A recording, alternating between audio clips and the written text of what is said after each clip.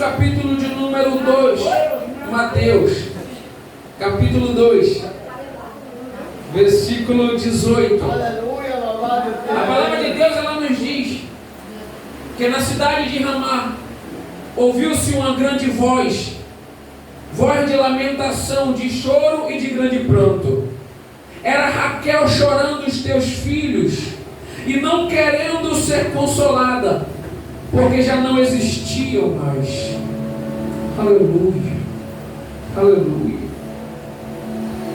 O texto, queridos, ele vai falar acerca de algo que para aqueles que não vivem na graça de Cristo, para aqueles que não caminham com Jesus no teu Evangelho, para aqueles que não foram libertos em Cristo Jesus, tem como um dos textos mais polêmicos, se assim podem se dizer, da palavra de Deus.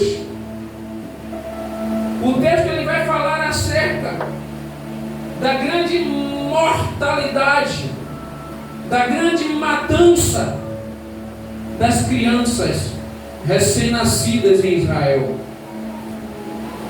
A palavra de Deus vai nos dizer que Herodes, quando fica sabendo pelos magos que havia nascido o Messias, o Cristo de Deus, o enviado do Senhor, ele instrui os magos para que após encontrá-lo, retornem até ele e lhes digam aonde é que se encontrava o menino. A Bíblia vai nos dizer que, instruído pelo Espírito de Deus, em revelação através de um sonho, aleluia, os magos tomam outro caminho para a volta para casa e não contam a Herodes aonde estava o menino. A palavra de Deus ainda nos diz que José, em sonho revelado por Deus, pega aquela criança e caminha para o Egito, para onde o Senhor havia o revelado que deveria levar aquela criança. Porém, Herodes, quando descobre que havia sido enganado, a Bíblia vai dizer que a ordem de Herodes foi direta, expressa, não havia dúvida. Herodes, ele manda matar todos os meninos que haviam em Belém. Por não saber mais a data exata do nascimento do menino, ele vai dizer, não somente em Belém, mas em todos os contornos, em todas as cidades à região, todos os meninos de até 2 anos de idade deveriam ser mortos. A Bíblia diz que assim aconteceu, e ao fio da espada todos eles vieram a morrer. Houve uma grande lamentação, houve um grande choro, houve um grande pranto na cidade de Ramá. Ramá, ela é uma abreviação do nome Ramote Gileade, uma cidade muito falada na Velha Aliança, no Velho Testamento. Por diversas vezes citamos acerca da cidade de Ramote Gileade. A palavra de Deus ela vai nos dizer que lá em Ramá havia um terrível sofrimento. Essa cidade atualmente ela é atribuída, ela se encontra localizada em Ramiti. É onde hoje é situado o local onde houve essa grande mortandade. Ela fica 2 colinas, algumas horas próximos da cidade de Jerusalém. Louvado seja o nome santo do Senhor. Aquele local ficou marcado pela grande tragédia. Aquele local ficou marcado pela morte daquelas crianças. por mandamento de Herodes, por ordenança de Herodes. De 2 anos abaixo, todos os meninos haviam de morrer. De 2 anos abaixo, todos os meninos morreram a fio de espada. Em apenas um dia, houve grande matança. Somente naquele dia, gerou um grande pranto e um grande choro em todas as famílias na cidade de Ramá. Imagina a cena terrível. Os pais tendo seus filhos tirado à força de dentro de casa, talvez até dentro de sua própria casa, muitos levados até a praça, decapitados,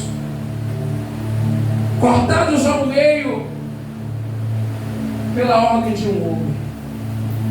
Porém, no versículo de número 17, a palavra de Deus ela nos diz que estava ali se cumprindo uma profecia de Deus, dita por Jeremias. A palavra de Deus ela vai nos dizer: o povo carece por falta de conhecimento. Porque quando buscamos conhecer a verdade, o próprio Jesus ele nos disse: a verdade é que nos liberta.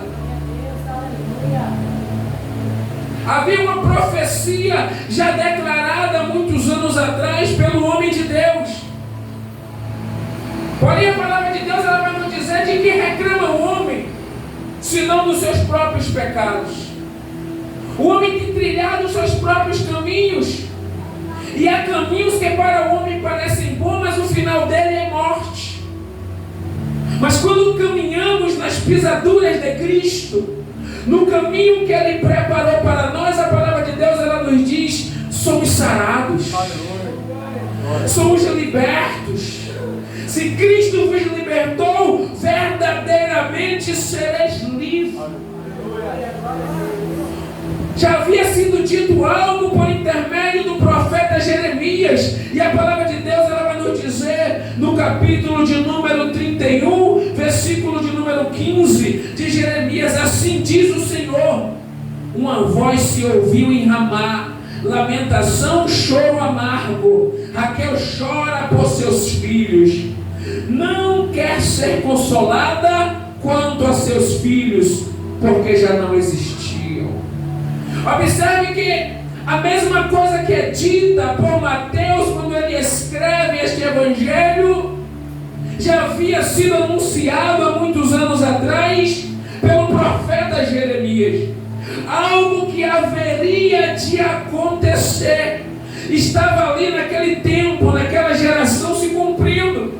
Eu não entendo quando muitos hoje se dizem cristãos e não compreendem que o que está acontecendo no mundo hoje, em que vivemos há muitos anos, o próprio Cristo lhe disse que aconteceria. E quando ele anuncia isso a seus discípulos, Jesus ele vai dizer: eu vos anuncio para que quando aconteça, não temos. Ah, pastor, mas já morreu milhões. Ah, no Brasil já passou de 150 mil, mas a Covid está aí, matando uma multidão no mundo todo. Já está vindo uma segunda onda, mas o Senhor foi quem disse: não temos. Não é novidade nenhuma as coisas que estão acontecendo no mundo para aqueles que caminham com Jesus. Não é novidade nenhuma. Porém, a cidade de Ramá, Ramote Gileade, aquela região de Belém, todo aquele povo caminhava disperso, caminhava distante de Deus, não lembrando da tua palavra, não lembrando das tuas profecias. Mas a Bíblia diz que alguns magos, quando viram a luz no céu, eles não haviam esquecido a profecia, a palavra de Deus. Eles começaram a caminhar, sendo guiados pelaquela estrela que brilhava no céu, até se encontrarem com Jesus.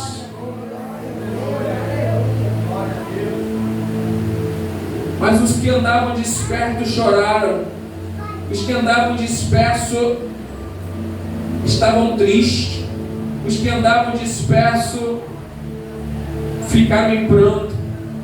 A palavra de Deus diz que Raquel chorou pelos teus filhos. Essa Raquel era esposa de Jacó. Jacó, filho de Isaac, neto de Abraão. Raquel com Jacó, ela teve 2 filhos. O primeiro se chamava José e o segundo se chamava Benjamim ou Benjamim. A palavra de Deus vai nos dizer que por muito tempo Jacó chorou a morte do seu filho José. Porém ele não estava morto. Nós conhecemos a história de José. Os seus irmãos mentiram para o teu pai dizendo que ele havia sido morto. Porém José ele foi vendido como escravo pelos mercadores ao Egito. Louvado seja Deus. Jacó não sabia e chorava, vivia em pranto. Quem sabe depressivo, quem sabe não mais buscava ao Senhor como antes, não tirava da mente, porque ele era muito apegado ao seu filho, ele era muito próximo. E a palavra de Deus diz que foi um grande sofrimento o que ele passou. Louvado seja Deus. E nós hoje sabemos que esse sofrimento que ele passou foi desnecessário para ele. Aleluia. Porque o servo do Senhor, quando começa a viver por vista, quando começa a olhar o que está diante dos teus olhos, começam a sofrer um sofrimento desnecessário, enquanto Deus ia glorificando o teu nome por intermédio de José. José era escravo, louvado seja Deus. Mas ele era escravo, mas não vivia debaixo da escravidão. José dentro da casa do seu senhor Potifar, a Bíblia diz que ele estava à frente de tudo. Potifar não sabia nem o que era colocado na mesa. José assumiu tudo. A Bíblia diz que depois José vai ser lançado na prisão, e lá na prisão José assume o cargo de carcereiro. Sabe por quê? Porque ele era fiel a Deus, ele era temente a Deus. Aqueles que são fiéis ao Senhor, aqueles que guardam a palavra de Deus, aonde estiverem, Deus vai honrar. Aleluia. Não precisa de estar bem empregado, não precisa de ter salário alto, não precisa de morar em um bairro classe média alta ou em um bairro nobre, ainda que seja na periferia, ainda que seja lá na sarjeta, distante, aonde os políticos não vão, só vão de 4 em 4 anos. Deus ele diz: eu estou contigo todos os dias até a consumação dos séculos. É promessa do Senhor. A promessa do Senhor de que Ele estaria conosco todos os dias, não somente quando viemos nos reunir como igreja, mas todos os dias aonde estivermos, o Senhor estaria conosco. E Ele tem cumprido a tua palavra. Deus ele honra José grandemente, tornando José governador do Egito.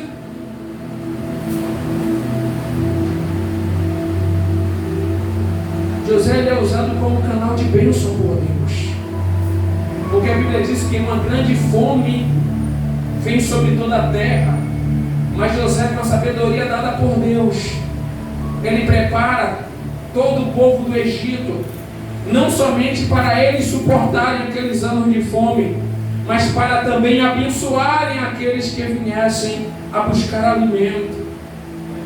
E no meio dos necessitados estava o segundo filho de Raquel. Benjamim ele foi um canal de bênção. Benjamim, o filho mais novo de Raquel, ele foi usado como resgate para a família de José se livrar da fome.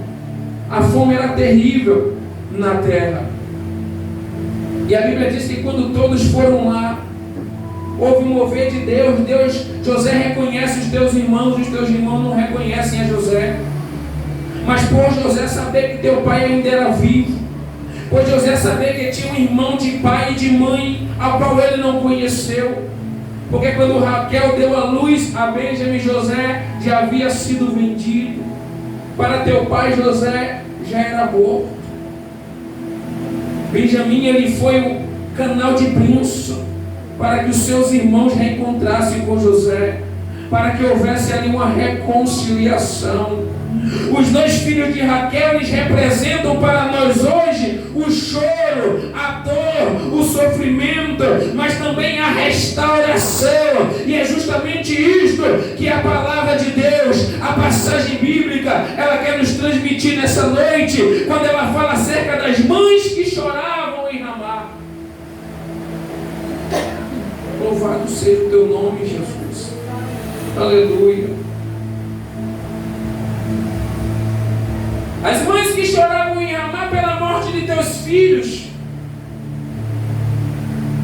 Uma dor incomparável, uma dor indescritível.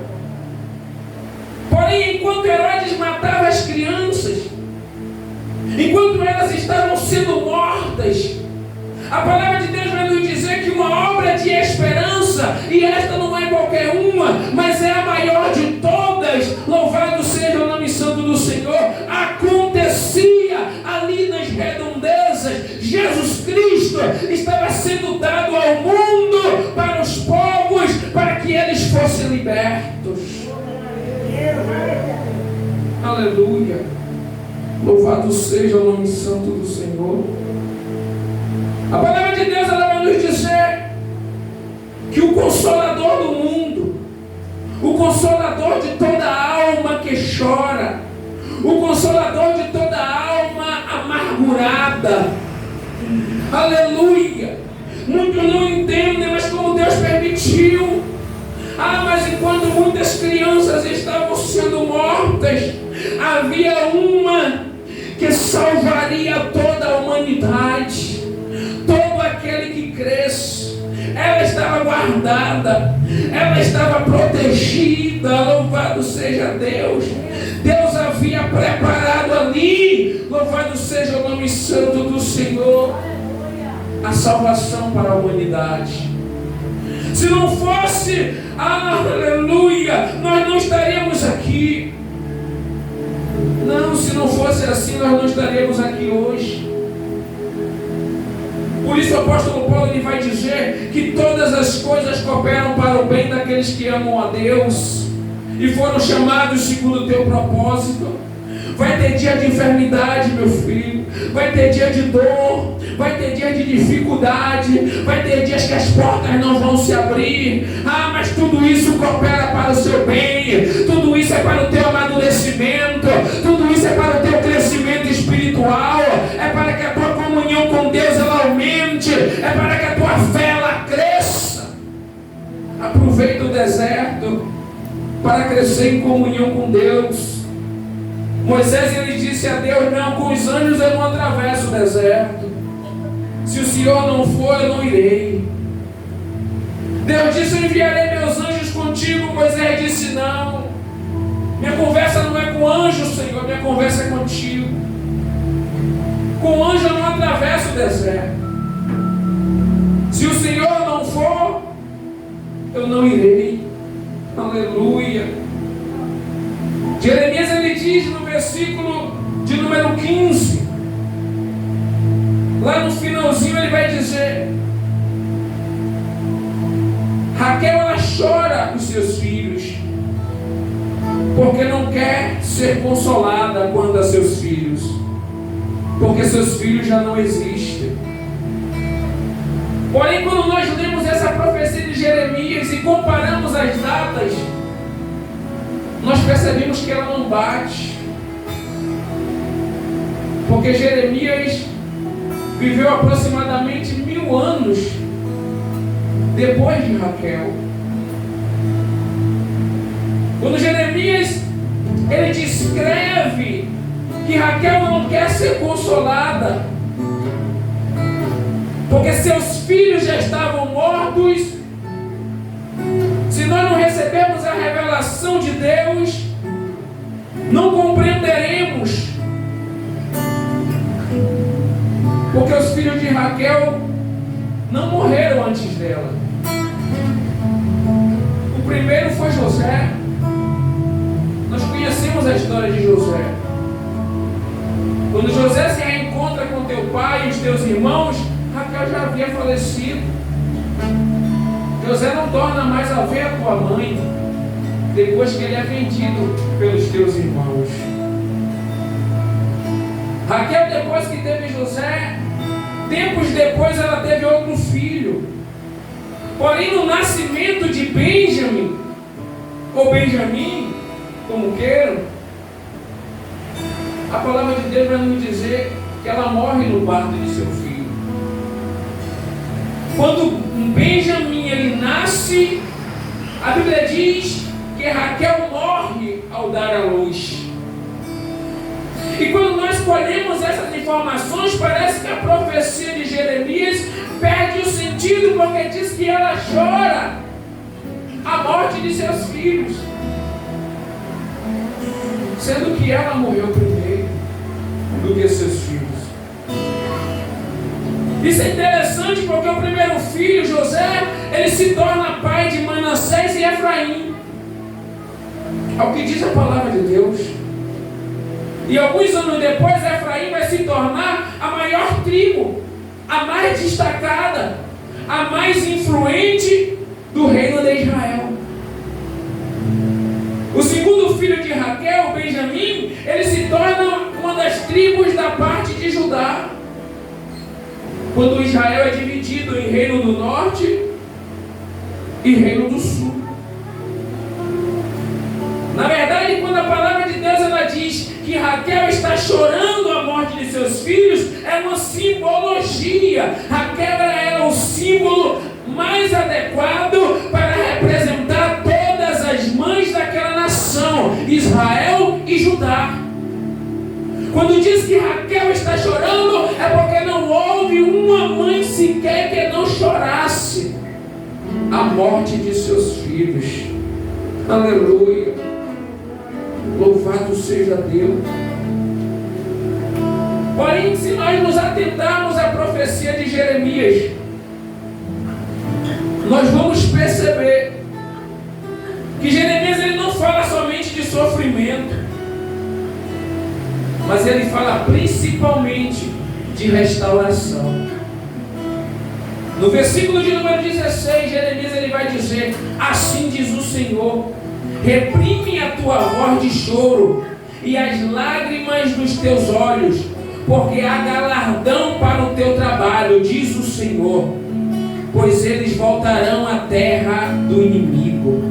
E há esperança quanto ao teu futuro, diz o Senhor, porque teus filhos voltarão para os teus termos, para o teu país. Observe que em meio à luta, em meio à dor, em meio à dificuldade, em meio a tanto sofrimento, Deus ele enche de esperança as mães de Ramá.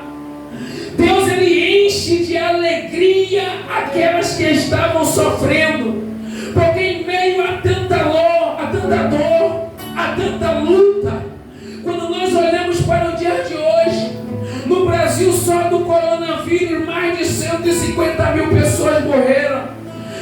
Muitas famílias estão sofrendo, destruídas, arrasadas, acreditando que não tem mais motivo para viver.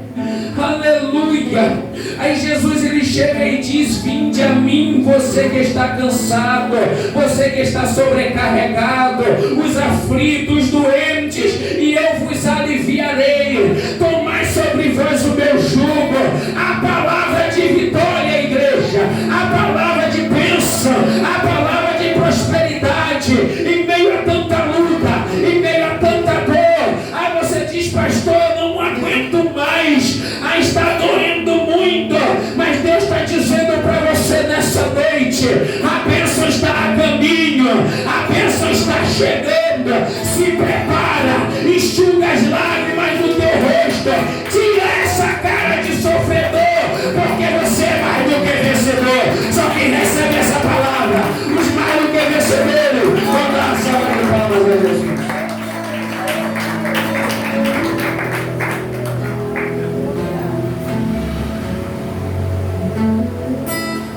No livro de Jó, no capítulo 14, a palavra de Deus ela vai nos dizer, no versículo 7, porque há esperança para for cortada, ainda se renovará.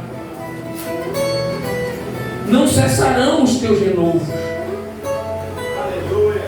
Se envelhecer na terra a sua raiz, e o seu tronco morrer no pó, a palavra de Deus diz: ao cheiro das águas brotará e dará ramos como uma planta.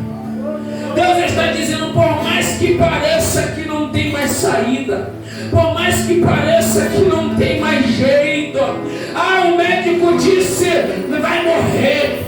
O médico é 2 meses de vida, é 1 mês de vida. Está de câncer, está com AIDS. Ei, a última palavra é do Senhor. Deus, Ele está dizendo nessa noite: ainda que a árvore seja cortada, ainda que envelheça a tua raiz, ainda que ela se torne pó, quando você olhar ao cheiro das águas, a água representa a palavra de Deus.